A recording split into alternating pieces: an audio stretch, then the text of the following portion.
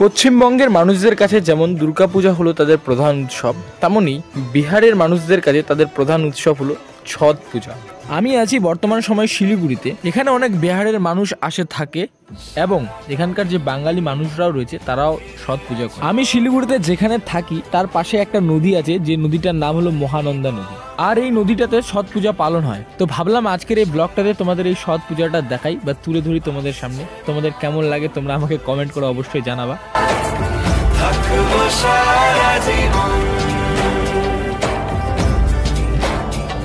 তোমাকে ছাড়া আকাশ সাজে না। এবার চলো আমি তোমাদেরকে বলি ছট পূজাটা এরা কিভাবে পালন করে। ছট পূজা পালন করার জন্য এরা কি করে, সূর্য ডুবার আগেই অর্থাৎ বিকাল টাইমে এরা এখানে আসে এবং এখানে আসে তারা বসে থাকে প্রায় 4টার দিক ধরো, এবং তারপরের দিন পুরা প্রায় ভোরে চলে আসে। প্রায় ভোর বলতে পারো, সূর্য ওঠার আগে প্রায় 3টার দিকে এখানে আসে, তারা জলের মধ্যে বসে থাকে এবং জলের মধ্যে তারা সূর্য আসার বা সূর্য যতক্ষণ ধরে না উঠে ততক্ষণ ধরে তারা জলের মধ্যেই বসে থাকে। এখানে তারা সূর্যদেবকে বা সূর্য ভগবানকেই কিন্তু পূজা করে। এখন প্রায় টাইম হয়ে যায় 4টা। এখন তোমরা দেখতে পাচ্ছ কিন্তু লোক শোক এখনই বার হয়েছে। শুধুমাত্র যে পূজা দিতে আসে ওরাই না, এখানে আরও এক্সট্রা লোকগুলো আসে দেখতে। এবং আমি আসি, আমার একটা দাদা আসছে, এই যে দেখতে পাচ্ছ, এবং আমি এবং আমার একটা বন্ধু আছে নির্মল, ও আসছে। তারপরে দেখতে পাচ্ছি আমরা এখানে বোমও ফাটানো হচ্ছে, কিছু কিছু দেখতে পাচ্ছ। এই যে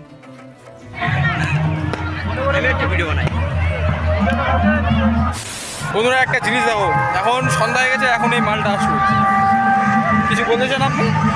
আরে বন্ধু, আরে প্রেশার ভাই, চান টান করলাম, ভাত তো খেতে ঘুমাইছিলাম, তার জন্য দেরি হয়ে গেছিল আমার। দেখো মালটা আমার থেকে মোটা মোটা হয়ে গেছে, অনেক পাতলা ছিল, আমি শুকাই গেছি, বডি শডিই নাই। ফাইনালি এখানে ছট পূজা শেষ হয়েছে, দেখতে পাচ্ছি সব জায়গাগুলো ফাঁকা হয়ে গেছে। আমাদের নীল ভাই এখন আসলো। এখন আপনি কি করতে এসেছেন এখানে? এখানে মেয়ে দেখতে এসেছি, মেয়ে। আপনি পড়ালেন মেয়ে পড়ালেন? একটা মেয়ে পড়ালাম, কিন্তু মেয়েটা দেখছি কি সুন্দর ভাই, কি দেখে যাচ্ছে। এর লজ্জা নাই মুখটা দেখে, গার্লফ্রেন্ড থাকা সত্ত্বেও। ভালোবাসো এখনই,